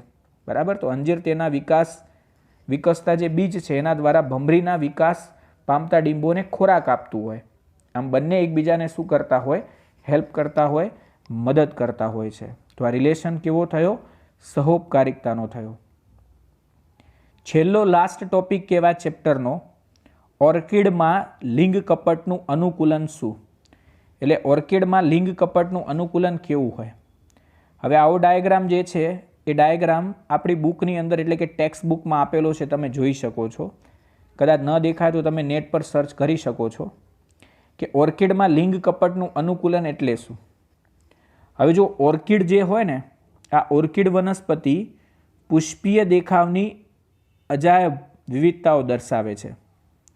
પુષ્પીય દેખાવની ઘણી વિવિધતાઓ મધમાખી, ભમરા, પરાગવાહક કીટકોને પરાગનયન માટે આકર્ષિત કરવા માટે વિકસિત થાય. હવે ઓર્કિડે શું કર્યું ખબર છે? પોતાની અંદર એવા અનુકૂલનો અપનાવ્યા. બરાબર. એમને પોતાનો આકાર, પુષ્પનો આકાર એવો બનાવી દીધો કે જ્યારે નર ભમરો પુષ્પને જુએ તો એને એવું જ લાગે કે સામે માદા ભમરી બેઠી છે. બરાબર. એટલે એને શું કર્યું? લિંગ કપટ કર્યું. કોને? ઓર્કિડે. ઓર્કિડે એવો પુષ્પનો આકાર ધારણ કર્યો કે એવું જ લાગે કે તે માદા ભમરી છે અને એને જોઈને નર ભમરા આકર્ષાય. શા માટે? પ્રજનન માટે. બરાબર. એટલે એને લિંગ કપટ કહેવાય. તો પુષ્પીય દેખાવની ઘણી વિવિધતાઓ મધમાખી, ભમરા અને પરાગવાહક કીટકોને પરાગનયન માટે આકર્ષિત કરવા માટે વિકસિત થઈ છે. મધમાખીઓની જાતિઓ દ્વારા પરાગનયન કરાવવા માટે ભૂમધ્ય સામુદ્રિક ઓર્કિડ લિંગ કપટનો સહારો લે છે. બરાબર. તો અહીંયા આગળ પરાગનયન કરવું છે વનસ્પતિને, એટલે કીટકોને આકર્ષવા પડે, એટલે તે લિંગ કપટ કરે, એવો આકાર ધારણ કરે કે જેનાથી માખીઓ આકર્ષાય. ઓર્કિડના પુષ્પના જે દલચક્ર છે એટલે કે દલપત્રોનું ગ્રુપ. બરાબર. આ દલચક્રની એક પાંખડી એટલે કે દલપત્ર કહેવાય. એ કદ, રંગ તથા નિશાનીઓમાં માદા મધમાખી જેવી દેખાય, એટલે કે વિચિત્ર સામ્યતા ધરાવે. આપણે એવું જ લાગે કે આ માદા મધમાખી જ બેઠી છે. એટલે નર મધમાખી આ પાંખડીઓને જોઈને આકર્ષાય, એને એવું થાય કે માદા જ છે. બરાબર. આ પાંખડીને માદા સમજી તેના તરફ આકર્ષિત થઈ પુષ્પની સાથે કૂટમૈથુન કરે. કૂટમૈથુનનો મતલબ કે સમાગમ કરે. બરાબર, એને એવું જ લાગે કે આ માદા માખી છે, પરંતુ તે રિયાલિટીમાં માદા માખી નથી, એ પુષ્પનું દલપત્ર છે. આ પ્રક્રિયા દરમિયાન આ પુષ્પમાંથી નર મધમાખી પર પરાગરજ પડે. હવે જ્યારે કૂટમૈથુન કરે એટલે પુષ્પ હલે, અને પુષ્પ હલવાને કારણે પરાગરજ એના શરીર પર પડે. બરાબર, જ્યારે આ નર મધમાખી ઓર્કિડના બીજા પુષ્પ પર કૂટમૈથુન કરવા માટે જાય, એટલે કે આ જ નરમાખી ઉડીને બીજા પુષ્પ પર જાય, બીજી પુષ્પ પર સ્થળાંતરિત થાય, ત્યારે એના શરીર પર ચોંટેલી પરાગરજ પરિવહન પામે, મતલબ એક જગ્યાએથી બીજી જગ્યાએ જતી રહે. બરાબર, એટલે આ પ્રકારે પુષ્પને તે શું કરતા હોય? પરાગિત કરતા હોય. ઉદ્વિકાસ દરમિયાન કોઈ પણ કારણથી, સમજો કે હવે ઉદ્વિકાસ થઈ ગયો અને કોઈ પણ કારણથી માદા મધમાખી, ઓરિજિનલમાં જે માદા મધમાખી છે એ ઓરિજિનલમાં માદા મધમાખીના રંગની પ્રણાલી બદલી ગઈ, મતલબ કે એનો આકાર બદલ્યો, તેનો રંગ બદલી ગયો. બરાબર, થોડો પણ બદલાઈ જાય તો પરાગનયનની સફળતાનો દર ઘટી જાય. તમે જાણો છો શા માટે? કારણ કે મેં તમને સમજાવ્યું કે હવે જો માદા માખી વિકસિત થઈ ગઈ તો પેલા પુષ્પનો રંગ જેવો જૂનો હતો એવો ને એવો રહે. બરાબર, એટલે નરને તો પછી ખબર પડી જાય કે ભાઈ રિયાલિટીમાં આ માદા મધમાખી તો આવી છે. બરાબર, આ પુષ્પ તો એવું ને એવું છે, એટલે તે ત્યાં આગળ નહીં જાય. આથી ઓર્કિડ પુષ્પ માદા મધમાખી સાથે તેની પાંખડીની સદસ્યતા જાળવી રાખવા સહવિકસિત થાય છે, મતલબ કે ડેવલપ થતા હોય છે. એટલે એમની સાથે બંનેને શું થવું પડે? વિકસિત થવું પડે છે.